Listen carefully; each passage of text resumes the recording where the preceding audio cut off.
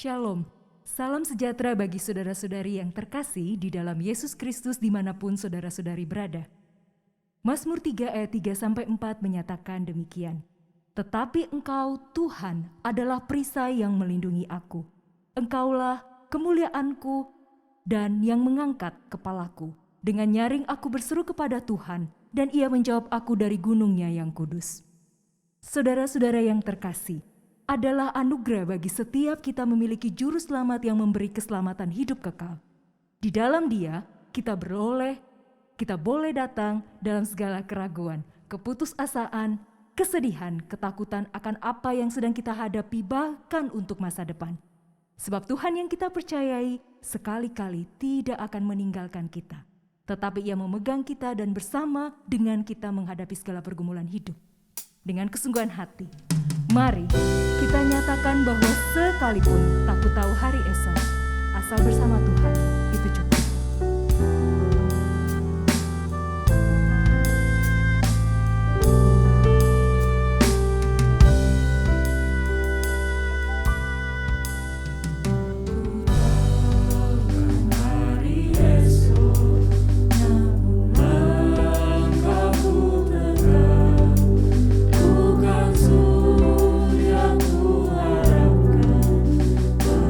Surya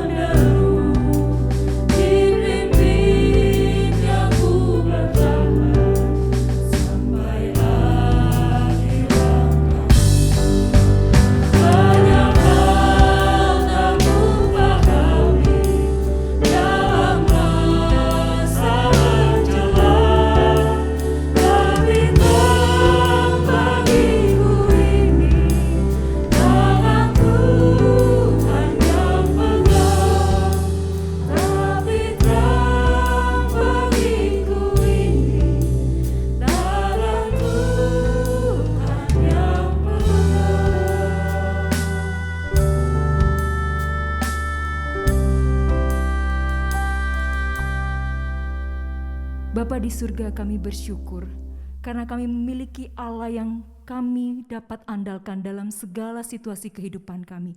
Kami bersyukur karena Tuhan mengizinkan kami, sekalipun dalam keterbatasan, untuk boleh beribadah bersama-sama. Tapi Tuhan mengizinkan ada sarana yang boleh kami pakai untuk boleh bertemu bersama-sama dengan saudara seiman, anggota tubuh Kristus, untuk boleh menyembah Tuhan, untuk boleh beribadah kepada Allah yang kudus. Kami bersyukur dan kami terus mengandalkan Tuhan. Kiranya Engkau bermurah hati dan Engkau berbelas kasihan kepada setiap kami, sehingga setiap kami yang datang ke hadirat Tuhan, Engkau sucikan, Engkau layakkan, dan ampuni segala dosa pelanggaran kami, supaya ibadah kami Bapa sungguh boleh berkenan di hadapan Tuhan, Allah kami. Terima kasih. Ini doa kami. Kami serahkan ibadah ini dari awal hingga akhirnya. Kiranya Tuhan berkenan dan nama Tuhan dimuliakan. Amin. Saudara-saudara yang terkasih, ketika kita melihat diri kita sebagai manusia, kita menyadari begitu banyak keterbatasan dan ketakberdayaan di masa pandemik ini. Namun karena setiap kita orang percaya memiliki juru selamat yang kekal di dalam Kristus Yesus, hati kita bersuka cita sebab pengharapan kita ada di dalam Dia. Karena Dialah penolong yang dapat diandalkan, mari dengan sukacita dan dengan sungguh-sungguh nyatakan, Allah sumber kuat.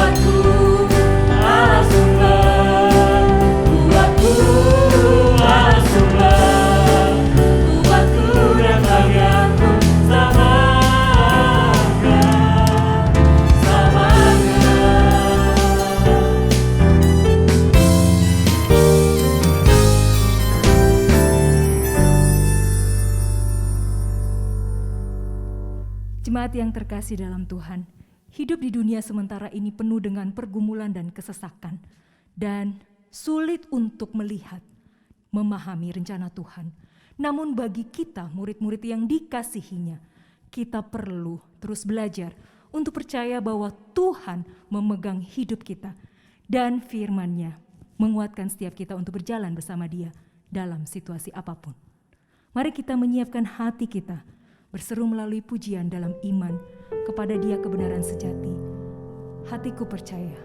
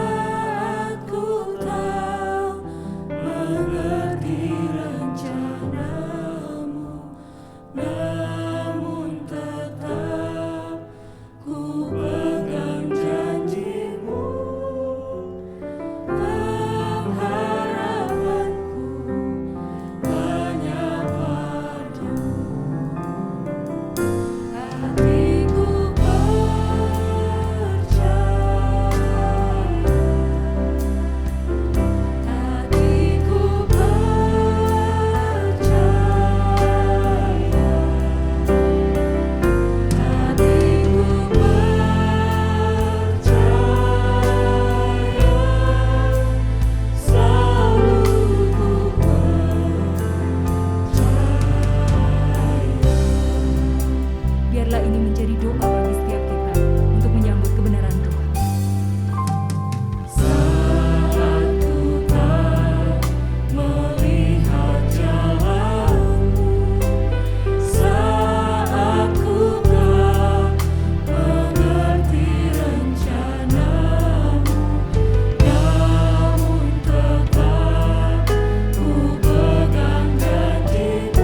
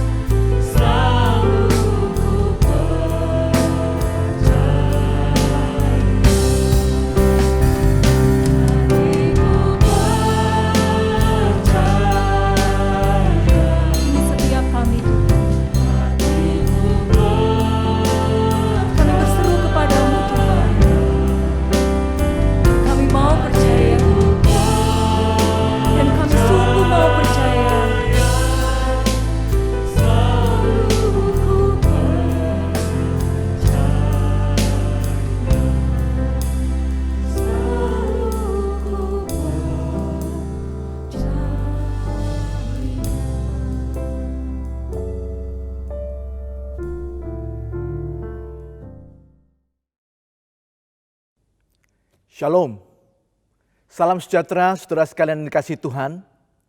Puji syukur kepada Tuhan yang telah memberikan kepada saya anugerah untuk boleh menyapa saudara sekalian pada kesempatan yang berbahagia ini. Saudara, doa jelas adalah hal yang sangat penting dalam hidup Kristen. Apalagi di tengah situasi krisis ketika hari-hari kita dipenuhi dengan terpaan berita dan tekanan pergumulan yang tidak mudah. Namun, ketika suatu krisis berlangsung cukup lama, banyak orang yang mulai mempertanyakan kuasa doa. Apakah kita masih perlu berdoa? Mengapa berdoa? Apakah memang doa orang percaya itu masih berkuasa? Saudara, itu sebabnya hari ini saya ingin mengajak kita merenungkan tentang tema doa ini, saudara. Doa adalah suatu privilege, suatu hak istimewa yang Tuhan anugerahkan kepada setiap orang percaya. Kita perlu belajar dan menikmati doa di tengah krisis seperti yang kita lalui hari ini. Bagaimana semestinya kita berdoa? Dan bagaimana kuasa doa itu bisa menolong kita menghadapi krisis dengan berbagai dampaknya ini. Saudara, saya ajak kita belajar dari Mazmur nomor yang ketiga. Mazmur nomor yang ketiga. Saya akan membacakan bagi kita sekalian bagian ini saudara.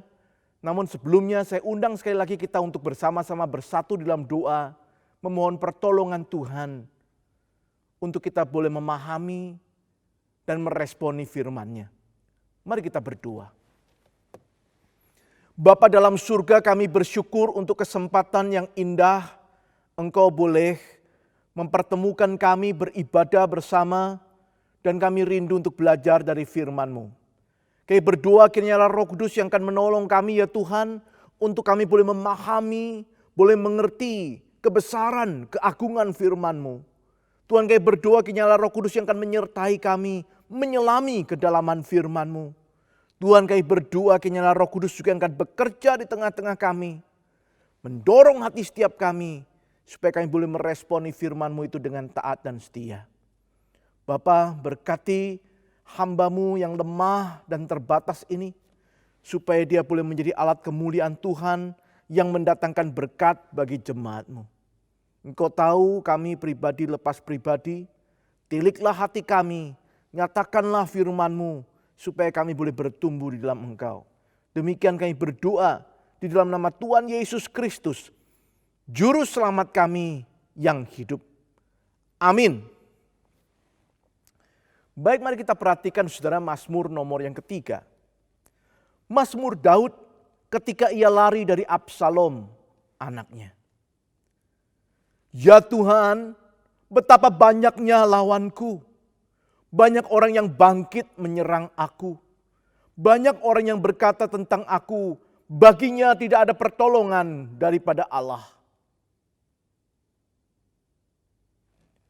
Tetapi Engkau Tuhan adalah perisai yang melindungi aku.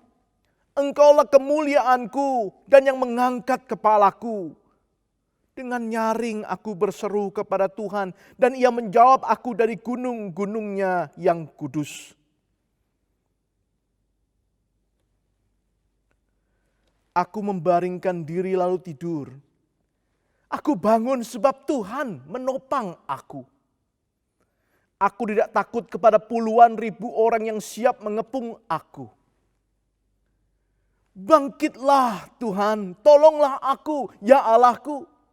Ya, Engkau telah memukul rahang semua musuhku dan mematahkan gigi orang-orang fasik.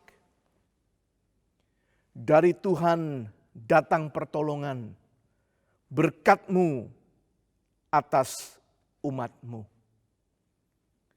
Demikian jauh saudaraku pembacaan firman Tuhan. Saudara, kitab Mazmur sering dilihat sebagai kitab pujian umat Tuhan. Isinya adalah gambaran dari berbagai ekspresi atau emosi umat Tuhan dalam menjalani hari-hari hidupnya sebagai umat. Ada kekaguman, ada sukacita, ada pujian.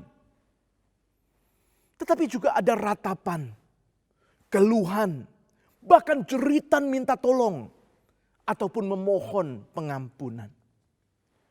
Saudara, kitab dengan 150 pasal ini dibuka dengan dua nomor pertama yang menjadi semacam headline atau judul bagi keseluruhan kitab.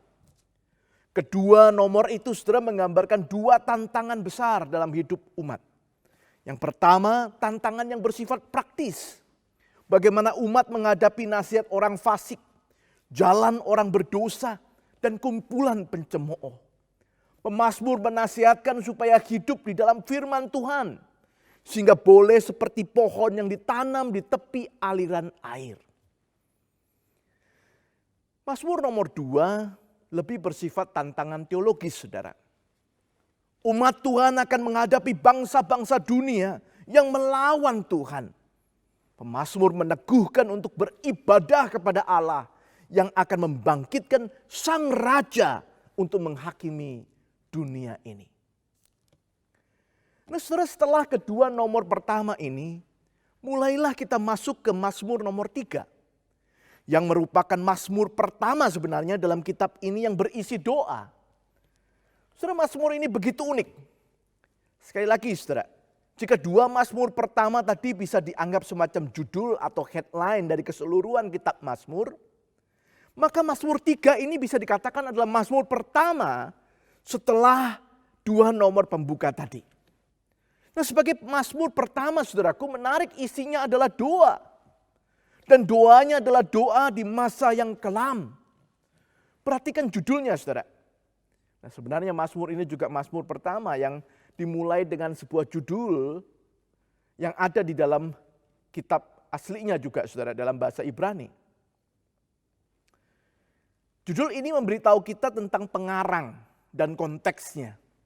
Dikatakan di sana Mazmur Daud ketika ia lari dari Absalom anaknya. Saudara, peristiwa ini sendiri dicatat di dalam kitab 2 Samuel pasal 15 ayat 13 sampai pasal 17 ayat 22.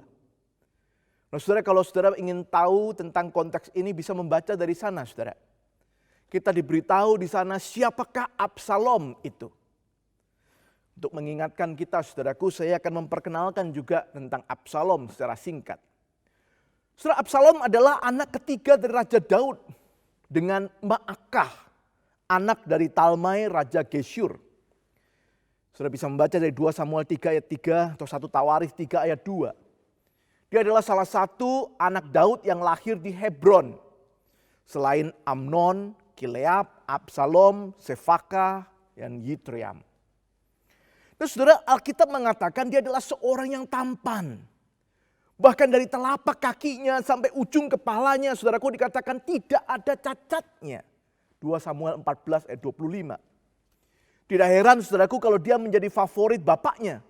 Bahkan seluruh rakyat Israel. Saudara, suatu ketika Absalom marah karena Amnon, kakak tirinya, putra sulung Daud, menodai Tamar, saudaraku, saudara kandung Absalom. Dalam kemarahannya, saudaraku, Absalom membunuh Amnon, kakak tirinya itu. Dan hal itu membuat sedih hati Daud.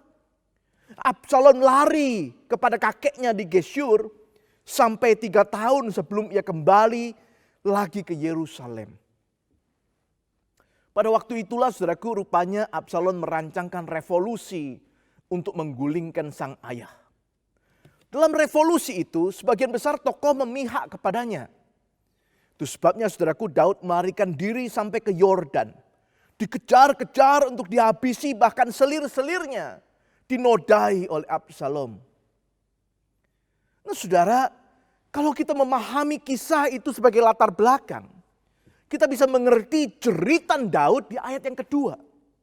Daud berkata, "Ya Tuhan, betapa banyaknya lawanku. Banyak orang yang bangkit menyerang aku." Saudaraku, dia baru saja dikhianati anaknya sendiri yang begitu dikasihinya. Ia dilecehkan, bahkan dikejar-kejar. Saudara, coba bayangkan. Saya percaya ini bukan sekedar rasa takut yang biasa saja, saudara. Lihat, saudaraku, ada 3 kali pengulangan kata banyak. Di dalam ayat yang kedua, saudaraku, dan ayat yang ketiga.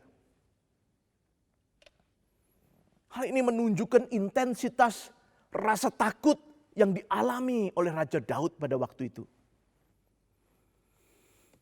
Saudara, pernahkah saudara merasa takut? Saudara, pendeta Tim Keller pernah mengatakan, saudaraku, bahwa takut itu ada 2 macam, saudara. Satu macam adalah takut yang alamiah, yang natural.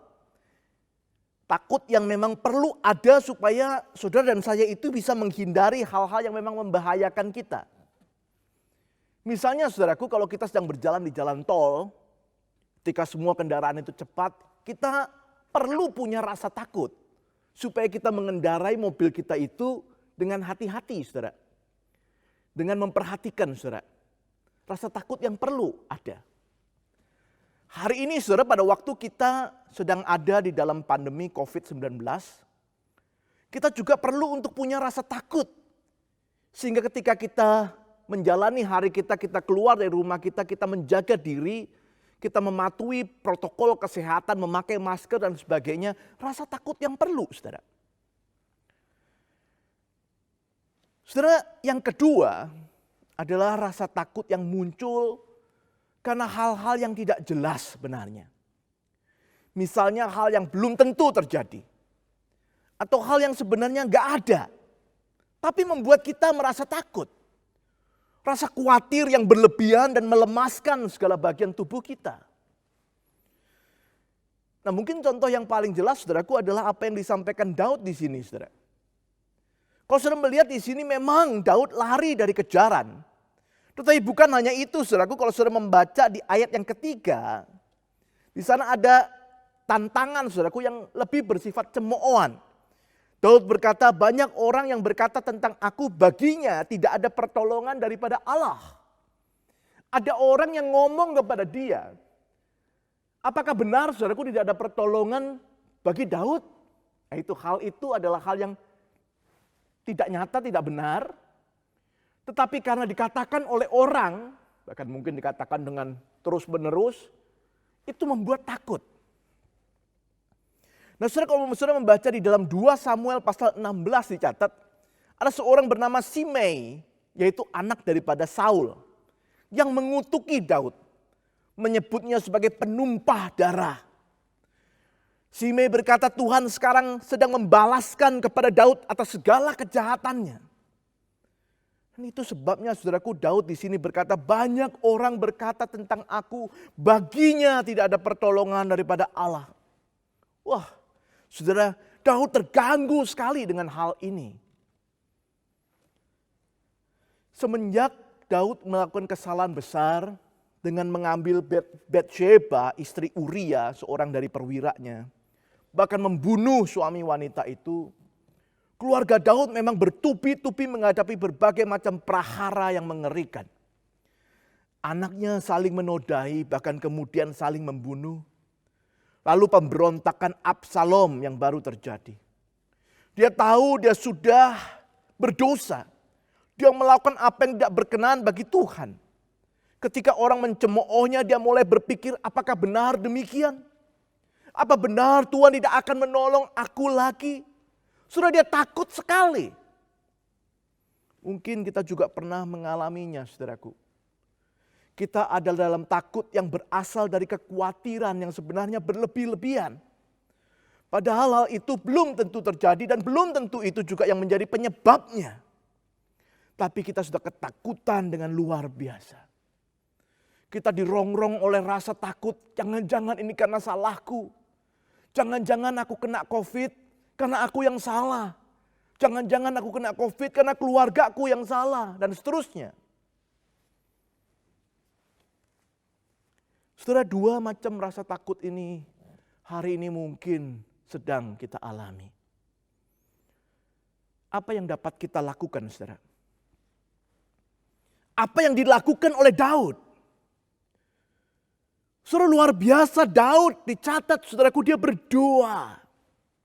Dan apa yang terjadi ketika Daud berdoa? Saudara, Mazmur ini dibuka dengan nada ketakutan. Tetapi lihat bagian akhirnya, saudaraku, kita melihat ada nada keyakinan di sana. Daud berseru dengan mantap di ayat yang terakhir, dari Tuhan datang pertolongan, berkat-Mu atas umat-Mu. Saudara, itulah yang akan terjadi ketika kita berdoa. Dan bukankah itulah yang kita butuhkan, saudaraku, di tengah krisis seperti hari ini? Mazmur ini adalah doa Daud yang ditulisnya di saat dia mengalami ketakutan itu. Daud merasakan kuasa doa di tengah krisis. Dan Tuhan mau, saudaraku, supaya doa seperti ini juga boleh menolong kita belajar berdoa di tengah krisis. Agar saudara dan saya boleh lebih mengerti dan menghayati kuasa doa bagi orang percaya. Nah, saudara, saya ingin membandingkan atau mengkontraskan, saudara, ayat yang keempat, kelima dengan ayat yang ke-6 sampai ayat yang ke-8. Dan mengajak kita fokus untuk memperhatikan ada 2 hal yang bisa kita pelajari dari doa Daud ini, saudara. Dan saya ingin mengajak kita melihat 2 hal ini, saudaraku, untuk melihat kuasa doa dalam kehidupan orang percaya itu. 2 pelajaran penting, 2 kuasa doa yang sangat penting. Yang pertama, saudara, saya ingin mengajak kita melihat kuasa doa yang meneduhkan. Kuasa doa yang meneduhkan. So, Daud menaikkan doanya dengan percaya. Dia menyampaikan percayanya itu kepada Allah dengan 3 pengakuan. Saudara, mari kita melihat ayat yang keempat. Daud mengatakan Tuhan adalah perisai yang melindungi aku. Dalam bahasa Indonesia saudaraku mungkin gambarannya kurang begitu jelas. Tapi kalau saudara membaca misalnya dalam bahasa Inggris saudaraku diterjemahkan NIV menerjemahkan a shield around me. Perisai yang melindungi aku itu digambarkan sebagai a shield around me. Jadi bukan cuma semacam tameng saudara yang satu di depan. Tetapi semacam perisai yang kemudian melindungi sekelilingnya saudara. Saudara memakai Alkitab berbahasa Mandarin. Di sana juga dikatakan siwei de tun pan. Sekelilingnya, mengelilinginya.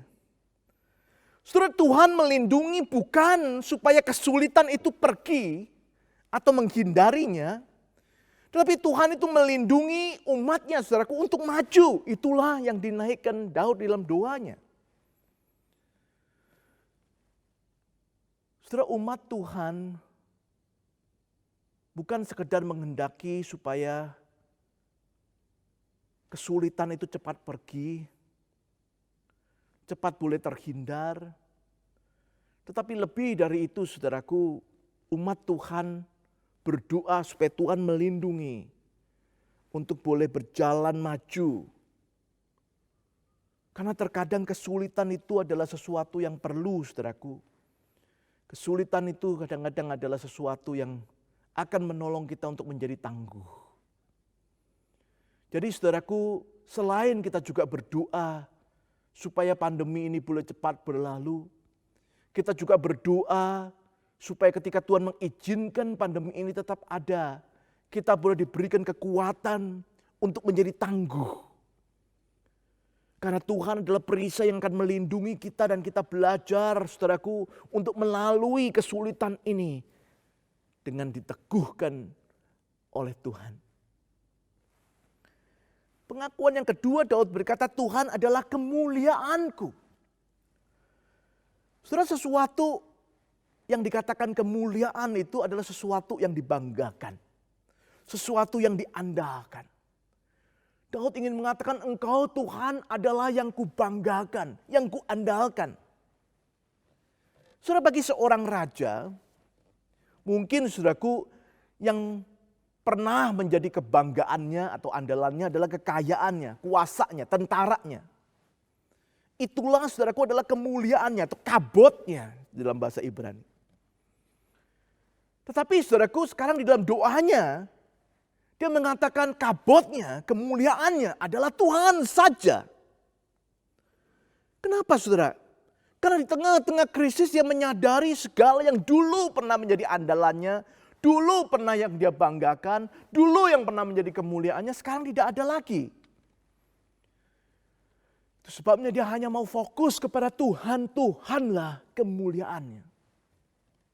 Yang ketiga saudara, Daud kemudian mengatakan di ayat yang keempat itu, dan yang mengangkat kepalaku. Pengakuan ketiga ini menjawab 2 pengakuan sebelumnya. Yaitu bahwa Tuhan yang akan menjadi sumber kuatnya. Yang akan memampukannya untuk maju menghadapi kesulitan dan menghadapi permasalahannya. Kepalanya akan terangkat. Bersama dengan Tuhan dia diteguhkan untuk maju, saudaraku. Menghadapi persoalan, menghadapi pergumulan. Saya teringat dengan perkataan Paulus dalam surat Filipi pasal yang keempat ayat yang ke-13. Segala perkara dapat kutanggung di dalam Dia yang menguatkan aku, yang memberiku kekuatan. Saudara, umat Tuhan bukan, sekali lagi saudara, bukan tidak boleh berdoa supaya kesulitan itu cepat pergi. Tetapi jangan hanya berdoa itu. Kita juga perlu belajar berdoa supaya kita boleh terus mengandalkan kekuatan Tuhan yang boleh meneguhkan kita untuk maju di tengah kesulitan ini. Saudara, dengan percaya yang seperti itu, di dalam doanya waktu dia mengatakan Tuhan Engkau adalah perisai yang melindungi aku. Engkau adalah kemuliaanku dan yang mengangkat kepalaku. Dengan doa seperti itulah saudaraku apa yang terjadi. Daud kemudian digambarkan di ayat yang ke-6 saudaraku di dalam doanya itu. Dia dikuatkan, dia diteguhkan. Dikatakan saudaraku ia menjadi tenang. Ayat 6 mengatakan ia bisa tidur. Dan ketika bangun saudaraku ia merasakan Tuhanlah yang telah menopangnya. Saudara, banyak penafsir percaya Mazmur ini adalah nyanyian pagi dalam menghadapi musuh. Mazmur ini cocok dinyanyikan ketika kita sedang menghadapi musuh saudaraku dan dinaikkan pada waktu pagi. Doa di waktu pagi. Yang dikontraskan misalnya di dalam pasal yang keempat saudaraku yang diberi judul doa pada waktu malam. Atau bisa dibandingkan juga dengan pasal yang kelima, nomor 5 Mazmur tentang doa di waktu pagi juga. Saudara, gambaran yang ingin disampaikan adalah pemazmur baru melalui malam yang mencekam. Tetapi dengan Tuhan dia bisa tidur dengan tenang. Berapa lama sudah kita sulit tidur di tengah krisis seperti ini? Kita perlu belajar berdoa. Berdoa untuk menyatakan tentang kepercayaan kita. Bahwa fokus kita, harap kita hanya kepada Tuhan. Dan supaya dengan doa yang demikian kita boleh diteguhkan.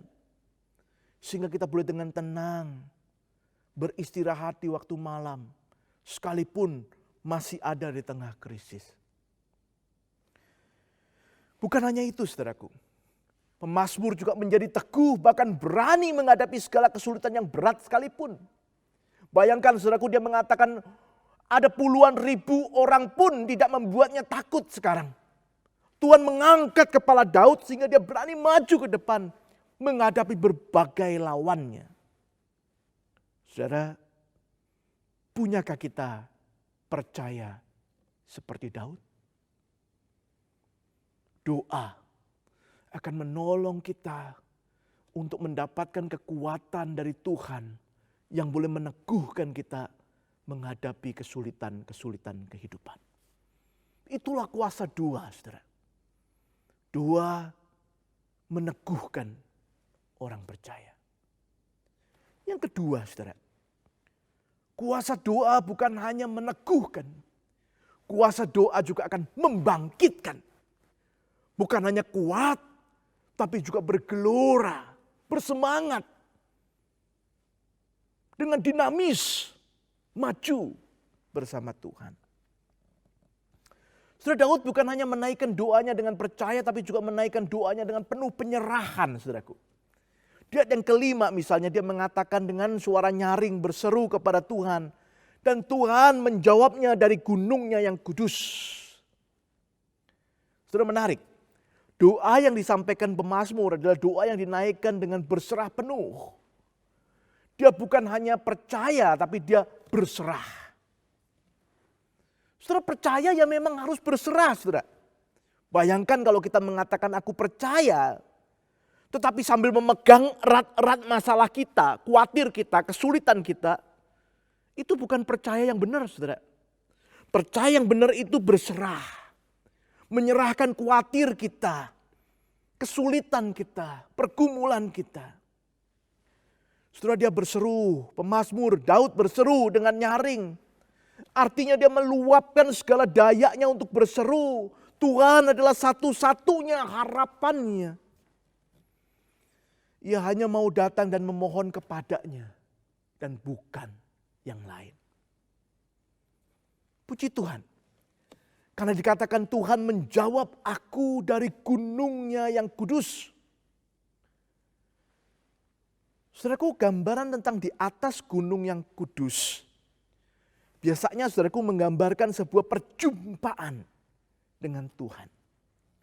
Seorang penafsir menghubungkan bagian ini saudaraku dengan Kejadian pasal yang ke-15.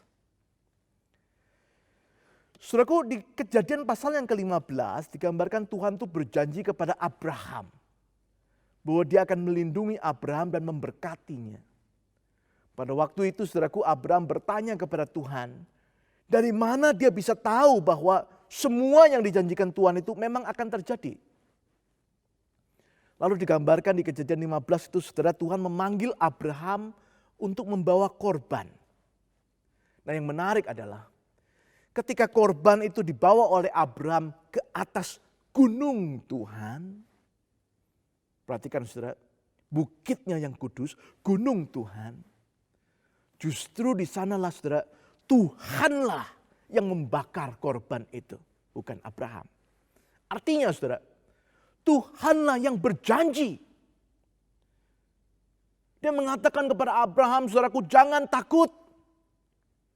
Percayalah, akulah Tuhan yang berjanji.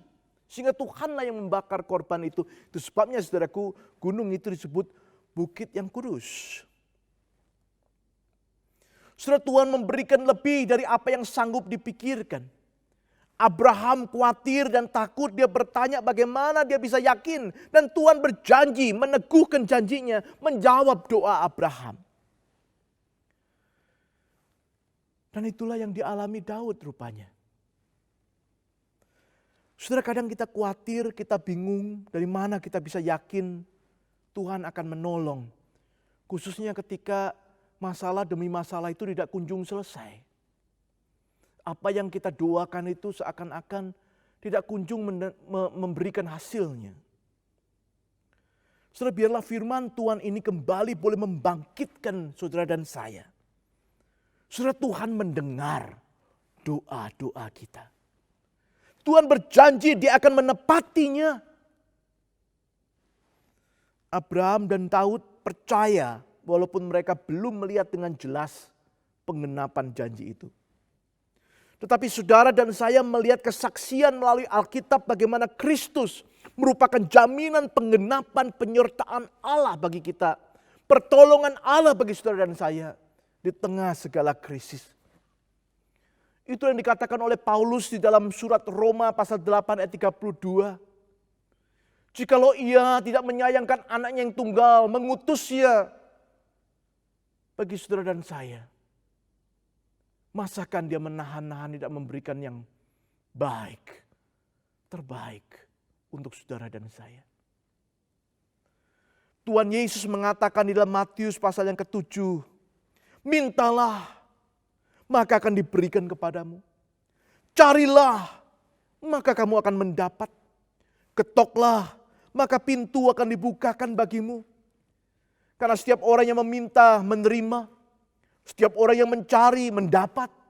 Setiap orang yang mengetuk baginya pintu dibukakan. Janji ini bukan sekedar janji. Janji ini saudaraku dijamin dengan pengorbanan Kristus di atas kayu salib. Kalau yang begitu besar sudah dilakukannya untuk menyatakan kasihnya kepada saudara dan saya. Tentu dia tidak akan menahan-nahan. Tidak memberikan jalan keluar. Tidak memberikan pertolongan di tengah krisis seperti hari ini. Sudah tidak sampai di sana. Kita bertanya apa dampak dari penyerahan diri seseorang di dalam doanya.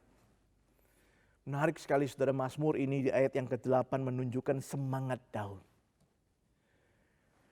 Semangatnya yang ingin bangkit bersama Allah menghadapi setiap musuhnya. Bukan dengan kuat gagahnya, tetapi bersama dengan Tuhan. Saudara, Tuhan membangkitkan semangat orang yang berserah kepadanya. Bukan cuma sekedar mengokohkan, oke, aku sekarang kuat, tahan terhadap segala percobaan, segala pergumulan. Tetapi juga semangat, saudaraku. Menghadapi segala persoalan itu dengan semangat. Sekali lagi saudara, pertanyaannya, punyakah kita semangat seperti itu? Saudara, hari ini saudara dan saya seakan-akan tiap hari dibombardir dengan berbagai macam berita yang menyedihkan. Berita yang membuat kita khawatir, berita yang membuat kita takut. Setentu mendengar berita atau melihat berita penting bagi kita. Untuk kita boleh melihat keadaan sekitar kita, mengerti apa yang sedang terjadi. Tetapi yang lebih penting lagi saudaraku adalah jangan sampai kita lupa berdoa. Karena doa itulah saudaraku yang akan tetap meneguhkan kita dan memberikan kita semangat, membangkitkan semangat kita. Sekalipun kita mendengar berbagai macam berita yang mengkhawatirkan, yang menyedihkan itu. Dengan doa itulah saudara dan saya boleh menolong orang lain. Bahkan mereka yang belum mengenal Tuhan. Untuk boleh diteguhkan dan dibangkitkan semangatnya. Saudara, bangsa ini membutuhkan anak-anak Tuhan yang sungguh boleh diteguhkan dan dibangkitkan oleh doa. Sehingga dia juga boleh memperkenalkan imannya kepada Kristus itu kepada mereka yang lain. Supaya lebih banyak orang boleh diteguhkan dan dibangkitkan di tengah-tengah kesulitan ini. Di akhir khotbah ini izinkan saya mengutip lagi. Kali ini saudaraku dari para reformator. Yang pertama dari Johannes Calvin saudaraku. Calvin menganggap doa sebagai latihan utama hidup Kristen. Doa akan membuktikan kesejatian iman seorang Kristen. Saudara, kesejatian iman seorang Kristen bukan dibuktikan dari kehidupannya yang lancar, yang tidak punya masalah, yang selalu sukses, selalu berhasil, selalu kaya, selalu sehat. No. Kesejatian iman seorang Kristen akan dibuktikan sekalipun ia harus melalui saat-saat sulit, melalui sakit penyakit, melalui pergumulan. Dia berdoa dan di sanalah dia diteguhkan dan dibangkitkan oleh Tuhan. Martin Luther, seorang reformator yang lain. Dia adalah teolog yang sibuk dengan berbagai macam pelayanannya. Tetapi ia selalu mengatakan, ia menyediakan waktu setiap hari 3 jam untuk berdoa. Dia mengatakan, semakin sibuk, semakin perlu berdoa.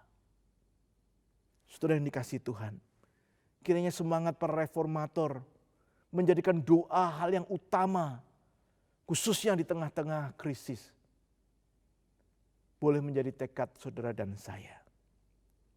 Krisis ini belum tentu akan segera berakhir, saudara. Tetapi Tuhan tidak pernah jauh dari kita. Ia hanya sejauh doa. Mari kita jadikan doa sebagai kekuatan kita. Karena doa meneguhkan orang percaya, membangkitkan orang berserah. Itulah kuasa doa bagi saudara dan saya. Kiranya Tuhan memberkati saudara sekalian. Dan kita bersama boleh menang melalui krisis ini bersama Tuhan. Amin. Mari kita berdoa, saudara. Bapa, terima kasih untuk firman-Mu. Kami kembali diingatkan tentang pentingnya doa. Dan kuasa doa yang kami butuhkan di tengah krisis ini.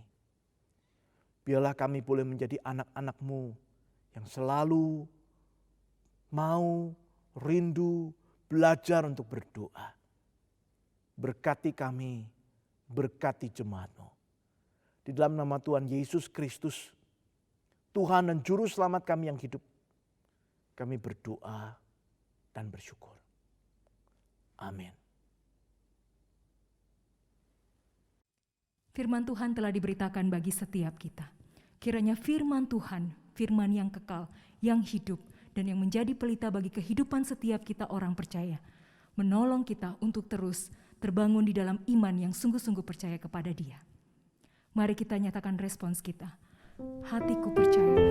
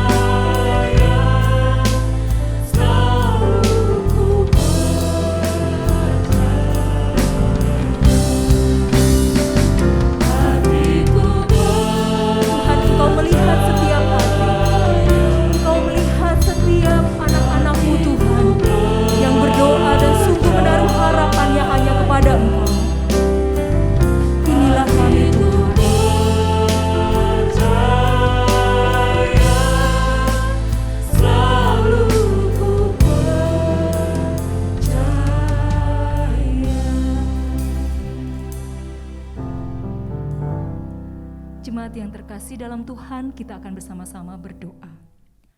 Bapa di surga, kami berseru kepada Engkau, karena kami percaya satu-satunya gunung batu dan keselamatan kami adalah Engkau Allah kami. Kami berseru Tuhan, melihat kondisi negara kami, bangsa kami yang terkasih. Tuhan, kami menangis, kami berteriak, Tuhan tolong, nyatakan kuasa-Mu. Tuhan tolong, nyatakan belas kasihan-Mu. Bapa, Engkau mengerti dan Engkau melihat, Engkau juga Tuhan yang merasakan bagaimana anak-anak Tuhan bergumul dalam situasi pandemik saat ini. Mereka yang kehilangan pekerjaan, mereka yang kehilangan saudara yang dikasihi, anggota keluarga mereka, sahabat, dan bahkan Tuhan mereka yang bergumul dalam kesehatan, mereka yang bergumul dalam relasi. Tuhan tolong ya Tuhan untuk jemaat Tuhan dimanapun berada. Sungguh Tuhan, kami menyadari kami tidak punya kekuatan dengan diri kami sendiri. Karena itu kami sungguh-sungguh ingin mengandalkan Tuhan. Tuhan tolonglah setiap jemaat Tuhan, anak-anak Tuhan. Biarlah dalam pergumulan ini mereka boleh terus berseru kepada Tuhan. Menaruh pengharapan mereka sungguh-sungguh hanya kepada Engkau. Karena di dunia ini, di dunia yang sementara ini, sungguh kami tidak dapat mengandalkan satu pun hal yang dapat menolong kami. Tetapi kami punya Allah yang kekal. Allah yang akan senantiasa berjalan bersama-sama dengan kami dan menolong kami, menguatkan kami. Terima kasih Tuhan. Ini doa kami bagi seluruh anak-anak Tuhan dimanapun berada. Mereka tetap boleh mengarahkan pandangan mereka kepada Engkau, hati mereka, pikiran mereka, dan hidup mereka kepada kebenaran Tuhan. Bapa, kami juga berdoa, kiranya Tuhan beranugerah kepada para tenaga kesehatan dimanapun mereka berada Tuhan. Dengan jerih payah mereka, kesulitan dan seluruh beban yang harus mereka pikul untuk boleh melayani bagi para korban yang terpapar COVID. Tuhan, biarlah Engkau juga berbelas kasihan. Engkau juga memberikan kekuatan dan perlindungan kepada mereka. Dan Tuhan juga yang memberikan kesehatan yang cukup kepada mereka, hikmat untuk boleh melakukan bagian mereka, dan melalui kehadiran mereka, melalui apa yang mereka lakukan, sungguh boleh memberkati, menolong setiap orang-orang yang sangat membutuhkan pertolongan mereka. Kiranya Tuhan beranugerah. Ini doa kami Bapa, kami sungguh menyerahkan untuk kehidupan setiap jemaat dimanapun berada. Kami mengarahkan hidup kami mau menyerahkan hidup kami ke dalam tangan Tuhan Allah kami. Di dalam Kristus Yesus kami berdoa. Amin. Saudara-saudara yang terkasih, kita boleh melakukan ibadah ini bersama-sama secara online. Kita bersyukur karena ibadah ini boleh menguatkan setiap kita. Ini adalah satu kebaikan Tuhan agar jemaat yang dikasihinya dikuatkan. Dan di saat seperti ini kita disegarkan kembali oleh persekutuan di dalam Dia. Kebaikannya pada setiap kita tidak didasarkan pada siapa kita dan bagaimana kondisi kita. Tetapi kebaikannya adalah karena Dia adalah Allah yang penuh kasih dan murah hati. Mari kita memuji kebaikannya dan memberikan persembahan sebagai rasa syukur kepada Allah.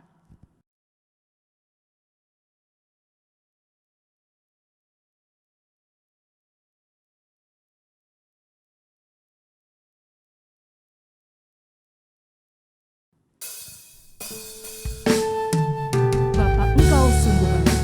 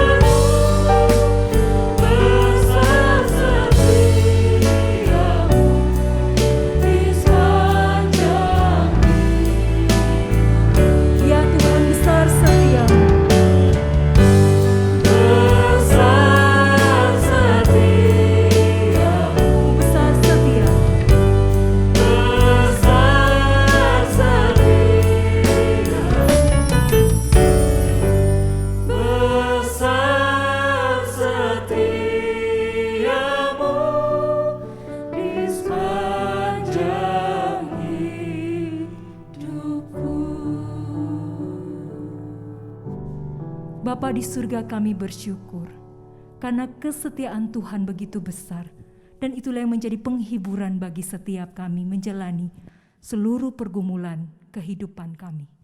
Terima kasih, dan kami bersyukur karena kami juga dimampukan oleh anugerah Tuhan untuk memberi persembahan bagi pelayanan pekerjaan Tuhan dimanapun berada. Biarlah Tuhan memberkati persembahan ini untuk boleh sungguh-sungguh memberkati jemaat Tuhan, anggota tubuh Kristus yang bergumul, dan sungguh persembahan ini boleh berkenan di hadapan Tuhan. Ajarkan kami Tuhan, bukan hanya memberikan uang kami, waktu kami, tenaga kami, tapi ajarkan kami selalu untuk memberikan hidup kami sebagai persembahan yang berkenan di hadapan Tuhan. Terima kasih, kami mengucap syukur di dalam Kristus Yesus. Amin. Jemaat yang dikasihi Tuhan, sekarang mari kita bersama bangkit berdiri, arahkan hatimu kepada Tuhan dan terimalah berkat-Nya. Tuhan memberkati engkau dan melindungi engkau. Tuhan menyinari engkau dengan wajah-Nya dan memberi engkau kasih karunia. Tuhan menghadapkan wajah-Nya kepadamu dan memberi engkau damai sejahtera mulai hari ini sampai selama-lamanya. Amin. Jemaat yang terkasih, demikianlah ibadah hari ini. Silakan saudara mengambil waktu berdoa teduh. Ibadah selesai, selamat hari Minggu, Tuhan Yesus memberkati.